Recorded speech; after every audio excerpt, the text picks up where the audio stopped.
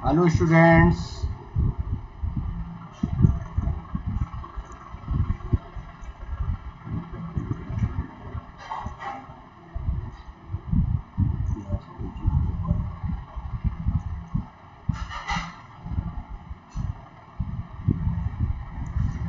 Hello students, how are you.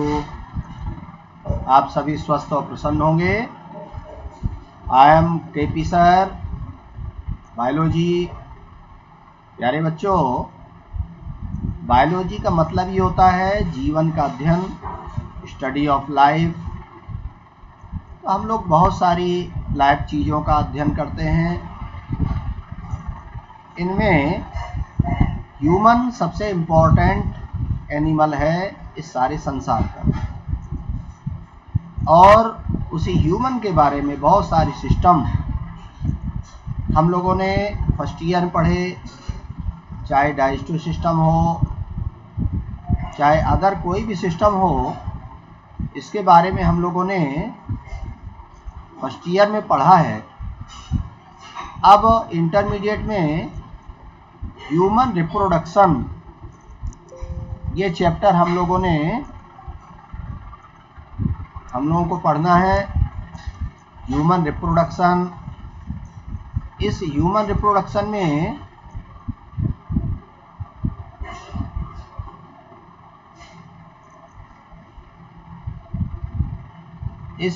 Reproduction में हम लोगों ने बहुत सारे टॉपिक देख लिए हैं। इन टॉपिक में एक दृष्टि में हम लोग इस टॉपिक को देखेंगे। आइए हम लोग शुरू करते हैं ह्यूमन रिप्रोडक्शन, और इसमें पूरे चैप्टर को एक नज़र में हम लोग देख लेते हैं।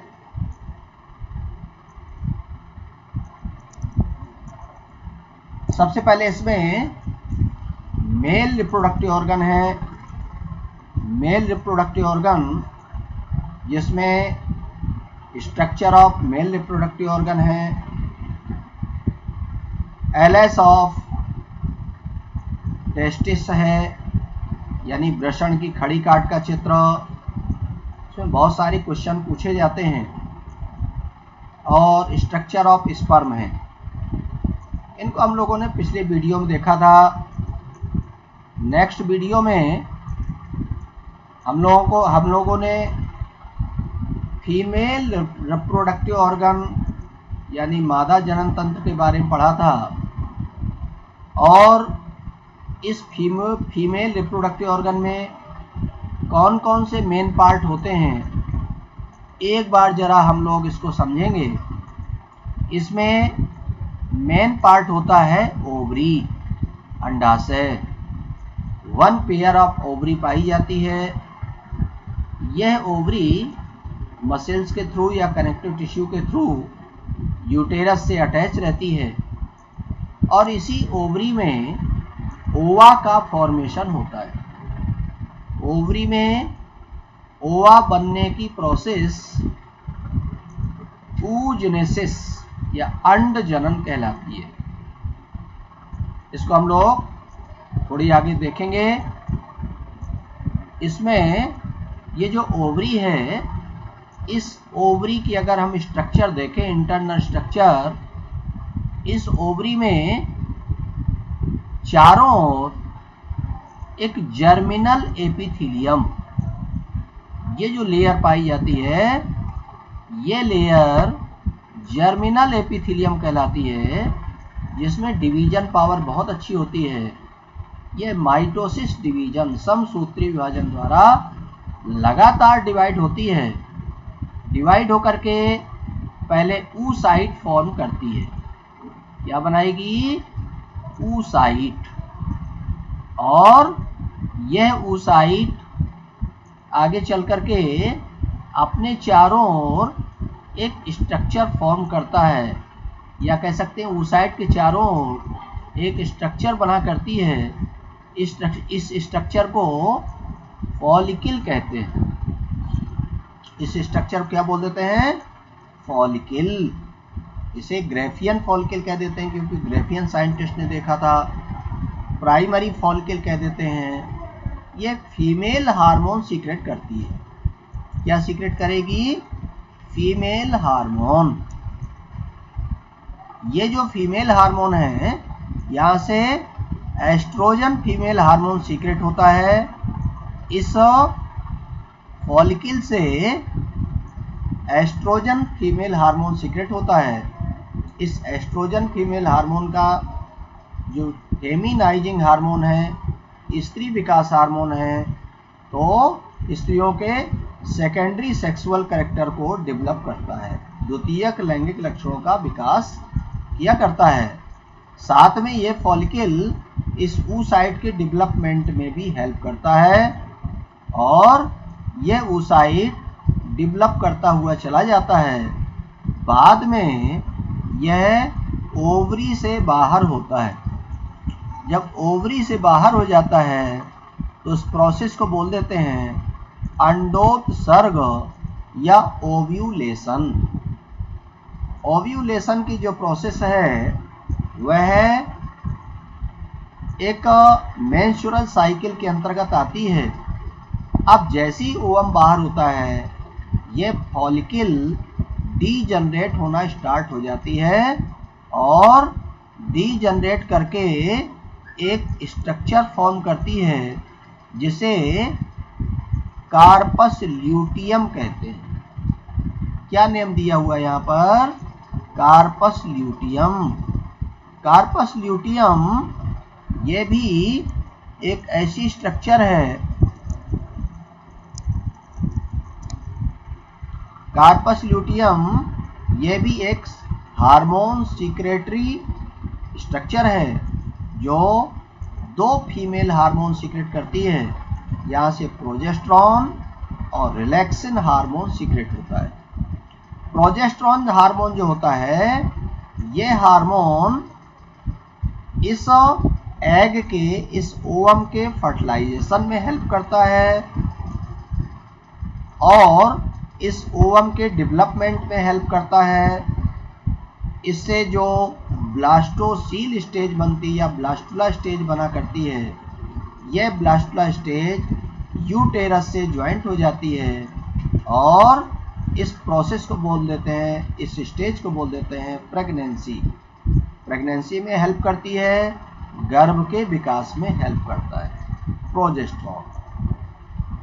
उसके बाद जैसे ही शिशु का डेवलपमेंट कंप्लीट हो जाता है, यह शिशु जन्म लेता है, उस समय इसी कार्पस ल्यूटियम से रिलैक्सिन हार्मोन सीक्रेट होता है और यह रिलैक्सिन हार्मोन मसल्स को कॉन्स्ट्रक्शन करता है। साथ में शिशु जन्म के बाद मसल्स को रिलैक्स भी प्रोवाइड कराता है, इसलिए इसका नेम हो गया रिलैक्सिन।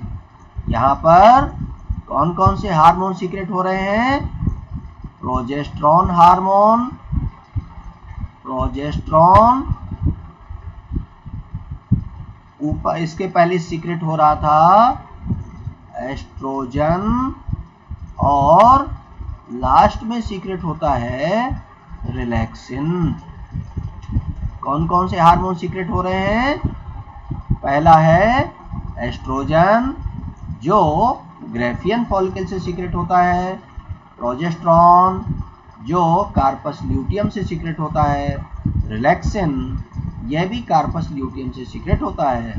धीरे धीरे कार्पस ल्यूटियम और अधिक डीजनरेट हो जाती है और डीजनरेट होकर के कार्पस एल्बिकेंस का फॉर्मेशन करती है, कार्पस एल्बिकेंस, और ये लास्ट में फुली डीजनरेट हो जाती है। ये है इंटरनल स्ट्रक्चर ऑफ ओवरी। उसके बाद ओवरी फर्स्ट पार्ट हुआ फीमेल रिप्रोडक्टिव ऑर्गन का। सेकंड पार्ट होता है फैलोपियन ट्यूब। कौन सा पार्ट होता है? Fallopian tube. ये जो फैलोपियन ट्यूब है, इसी को बोल देते हैं अंडवाहिनी। यह फैलोपियन ट्यूब 3 पार्ट में डिवाइड होती है। इसका जो स्टार्टिंग वाला पार्ट होता है इसे बोल देते हैं इनफंडीबुलम। कौन सा पार्ट होता है? इनफंडीबुलम। ये जो स्टार्टिंग पार्ट है इसे बोल देते हैं इनफंडीबुलम। इनफंडीबुलम कैसा होता है? ये फनिल लाइक स्ट्रक्चर है और यह ओवरी से निकलने वाले एग को, ओवरी से जो एग निकलते हैं उनको सक कर लेता है, उनको अपने अंदर ले लेता है और उसके बाद वह ओवम इसी फैलोपियन ट्यूब से होकर के आगे बढ़ता है। उसके बाद दोनों फैलोपियन ट्यूब मिलकर के यूटेरस का फॉर्मेशन कर देते हैं। क्या स्ट्रक्चर होगी? यूटेरस। यूटेरस एक सबसे ब्रॉडेस्ट पार्ट है फीमेल रिप्रोडक्टिव ऑर्गन का। यह यूटेरस पीछे की ओर सकरा हो जाता है और सकरा होकर के सर्विक्स का फॉर्मेशन करता है। यह सर्विक्स और पीछे की ओर एक ब्रॉड पार्ट में ओपन होती है जिसे वैजाइना कहते हैं। इस प्रकार ये structure of female reproductive organ, structure of ovary, उसके बाद structure of an ovum. Ovum होता है, एग होता है, मैच्योर एग होता है। इसमें बाहर की ओर, सबसे बाहर की ओर सेल्स पाई जाती हैं। इन सेल्स को बोल देते हैं कोरोना रेडिएटा। क्या नेम दिया गया है? Corona radiata.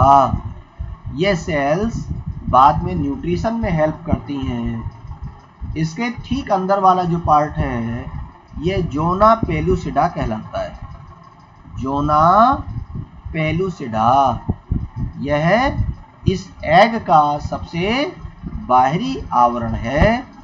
इसी एग में एक ऐसा पार्ट पाया जाता है जहां से स्पर्म इंटर करता है। जहां से क्या इंटर करता है? स्पर्म इंटर करता है। इसे बोल देते हैं प्रवेश कोण, रिसेप्शन सेंटर। यहीं से स्पर्म इंटर करता है।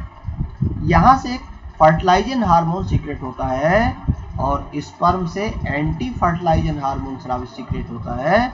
दोनों हार्मोन जब एक दूसरे से मैच करते हैं तब स्पर्म इस एग के अंदर इंटर करता है। इस जोना पेलुसिडा के अंदर की ओर साइटोप्लाज्म पाया जाता है। जोना पेलुसिडा के अंदर की ओर साइटोप्लाज्म रहता है और साइटोप्लाज्म में वन लार्ज न्यूक्लियस प्रेजेंट होता है। ये स्ट्रक्चर ऑफ एन ओवम। उसके बाद फिर इसमें प्रोसेस ऑफ सेक्सुअल रिप्रोडक्शन है, लैंगिक जनन की प्रक्रिया जो 3 स्टेप में कंप्लीट होती है। फर्स्ट स्टेप युग्मक जनन यानी गैमीटोजेनेसिस, जिसमें मेल गैमीट फीमेल गैमीट का फॉर्मेशन होता है। मेल गैमीट को स्पर्म कहते हैं इसलिए इसके बनने की प्रोसेस स्पर्मेटोजेनेसिस कहलाती है। फीमेल गैमीट को ओवम कहते हैं या ऊ बोल देते हैं इसलिए इसके बनने की प्रोसेस oogenesis या अंड जन्म कहलाती है। ये दोनों ही प्रोसेस 3 स्टेप में कंप्लीट होती है। कितने स्टेप में कंप्लीट होंगी? 3 स्टेप में कंप्लीट होती हैं। फर्स्ट स्टेप कहलाती है मल्टीप्लिकेशन फेज यानी गुणन प्रावस्था। सेकेंड ग्रोथ फेज यानी वृद्धि प्रावस्था और थर्ड मैच्योरेशन फेज या परिपक्वन प्रावस्था। क्या नेम दिया गया है? परिपक्वन प्रावस्था, मैच्योरेशन फेज। 3 स्टेज के द्वारा दोनों मेल गैमीट फीमेल गैमीट यानी स्पर्म और ओवा का फॉर्मेशन होता है, इसलिए यह प्रोसेस कहलाती है गैमीटोजेनेसिस, युग्मक जनन। इसका सेकंड होता है फर्टिलाइजेशन। फर्टिलाइजेशन की प्रोसेस कहाँ पर हुआ करती है? फर्टिलाइजेशन की प्रोसेस फैलोपियन ट्यूब में होती है। 1 नंबर का क्वेश्चन पूछा जाता है ह्यूमन में फर्टिलाइजेशन प्रोसेस कहाँ होती है, कहाँ पर हुआ करती है? फैलोपियन ट्यूब में हुआ करती है। जो स्पर्म होते हैं, स्पर्म इस यूटेरस से होते हुए इस फैलोपियन ट्यूब में आते हैं और जो ओवम होता है वह ओवरी से होता हुआ इसी फैलोपियन ट्यूब में आता है। यहाँ पर ये पार्ट इस्थमस कहलाता है। इस्थमस में आकर के दोनों मेल और फीमेल गैमीट यानी स्पर्म और ओवम मिलते हैं। इस प्रोसेस को बोल देते हैं फर्टिलाइजेशन। फर्टिलाइजेशन के बाद फिर एम्ब्रियोनिक डेवलपमेंट होता है। क्या होगा? Embryonic development. एम्ब्रियोनिक डेवलपमेंट की जो प्रोसेस है वो कई स्टेज में कंप्लीट होती है। फर्स्ट स्टेज में क्या होता है? क्लीवेज प्रोसेस होती है। फर्स्ट स्टेज में होता है क्लीवेज, यानी इसमें डिवीजन होता है। जाइगोट माइटोसिस डिवीजन द्वारा बहुत सारी सेल्स फॉर्म कर लेता है। 2, 4 to 4, 4 to 8, 8 to 16 ऐसे बहुत सारी सेल्स बनाता है, बोलते हैं क्लीवेज।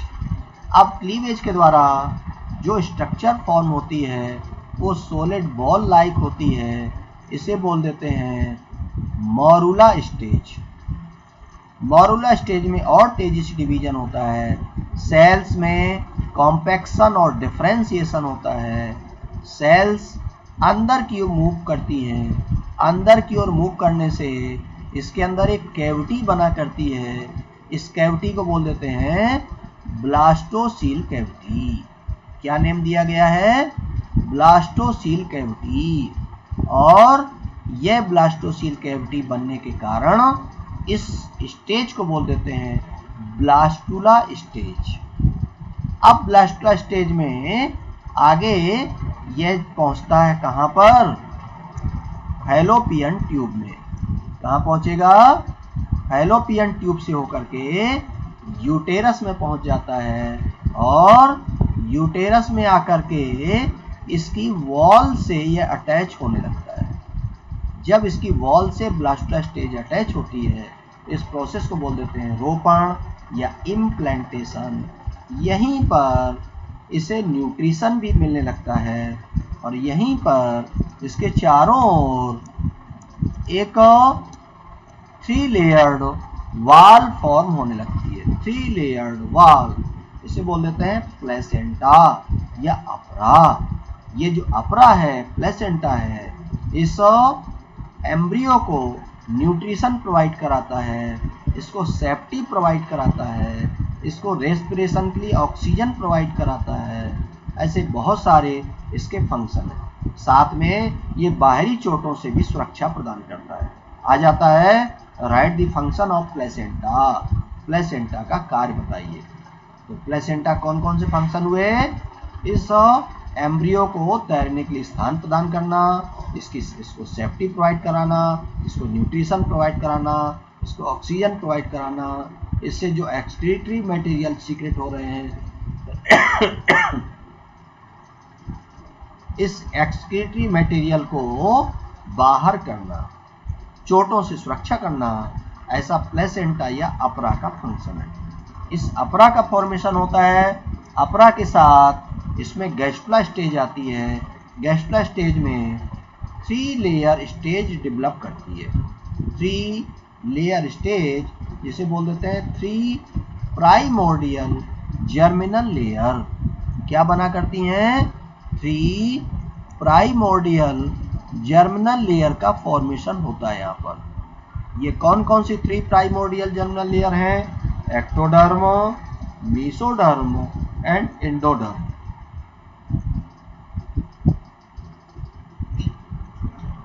3 लेयर बनती हैं, एक्टोडर्म, मेसोडर्म एंड एंडोडर्म। इनका अलग अलग फ्यूचर होता है। जैसे एक्टोडर्म से नर्वस सिस्टम का डेवलपमेंट होता है। किसका डेवलपमेंट होगा? एक्टोडर्म से नर्वस सिस्टम बनता है। आ जाता है right the future of ectoderm in human. मनुष्य में एक्टोडर्म का भविष्य क्या होता है, यानी इससे कौन कौन से ऑर्गन डेवलप करते हैं? तो कौन कौन से ऑर्गन डेवलप करते हैं? इससे नर्वस सिस्टम का डेवलपमेंट होता है, इससे दांतों के डेंटिन का डेवलपमेंट होता है। स्किन की जो बाहरी एपिडर्मिस होती है उसका डेवलपमेंट होता है और कुछ ग्लैंड्स का भी डेवलपमेंट होता है। उसके बाद सेकंड होती है मीसोडर्म। मीसोडर्म बहुत ही इम्पोर्टेंट लेयर है, इम्पोर्टेंट पार्ट है, जिससे पूरा कनेक्टिव टिश्यू और मस्कुलर टिश्यू का डेवलपमेंट होता है। कनेक्टिव टिश्यू कहें तो क्या, सर्कुलेटरी सिस्टम जिसमें ब्लड है, हार्ट है, ब्लड वेसल्स हैं, स्केलेटन सिस्टम है, इसी प्रकार से लिगामेंट है, ये बहुत सारे ऐसे पार्ट, मसल्स हैं, इन सब का डेवलपमेंट मीसोडर्म से हुआ करता है। इसका जो थर्ड पार्ट है, थर्ड पार्ट इंडोडर्म कहलाता है। इंडोडर्म से किसका डेवलपमेंट होता है? इंडोडर्म से जो हमारी इंटेस्टाइन है इसका म्यूकोसा और सब म्यूकोसा लेयर यानी सबसे अंदर की जो लेयर है इसका डेवलपमेंट होता है। कुछ एंडोक्राइन ग्लैंड्स का डेवलपमेंट हुआ करता है। इस प्रकार ये जो 3 लेयर हैं इन्हें बोलते हैं 3 प्राइमोर्डियल जर्मिनल लेयर। इनका अलग अलग फ्यूचर होता है। उसके बाद फिर इनमें जो ऑर्गन डेवलपमेंट हो जाते हैं गैस्ट्रुलर स्टेज में। गैस्ट्रुलर स्टेज के बाद ऑर्गन्स का डेवलपमेंट लगभग 3 to 8 वीक में कंप्लीट होता है। 3 to 8 वीक बहुत सारे ऑर्गन बन जाते हैं और उसके बाद 3 मंथ to 9 मंथ इस फीटल यानी एम्ब्रियो के साइज में ग्रोथ होती है, साथ में इसके वेट में ग्रोथ होती है, इसके सारे ऑर्गन मैच्योर होते हैं, इसकी आईज, इसके हार्ट, लंग्स वगैरह का डेवलपमेंट हो जाता है। और 277 डेज कितना टाइम पीरियड होता है ह्यूमन में? जो गर्भकाल होता है वो कितना होता है? 277 डेज। इस बीच यह जो चाइल्ड है, ये जो शिशु है, ये जो फीटल है, यह जन्म लेता है।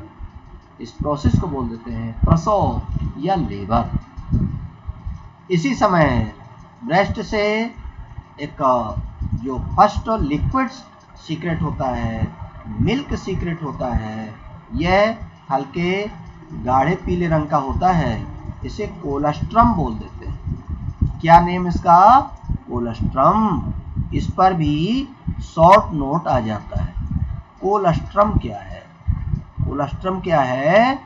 जब मैमल्स में जितने भी स्तनधारी हैं उनमें फीमेल बच्चे को जन्म देती है, उसके बाद उससे जो पहला गाढ़ा पीला दूध निकलता है उसे बोल देते हैं कोलेस्ट्रम।